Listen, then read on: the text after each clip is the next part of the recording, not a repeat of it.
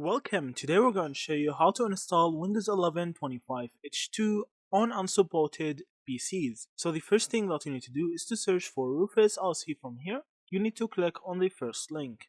And after that, you need to scroll down till you find the download section and you need to download your Rufus version for your PC. So you can download this one and I'll see from here it will start downloading on your PC. After that, the second thing that you need to do is to go to search for Windows 11 ISO and you need to download the latest version. So you need to scroll down to download Windows 11 disk image ISO RC from here and you need to select this version.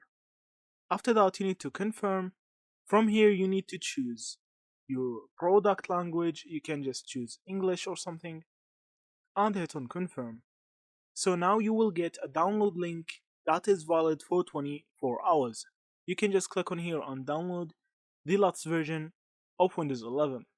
So after that, what you need to do is to actually open Rufus.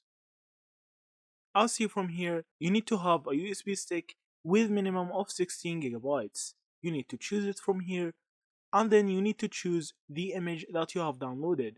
So from here you can just choose the Windows 11 ISO that you have downloaded. After that, you need to burn it into your USB stick. Hit on start.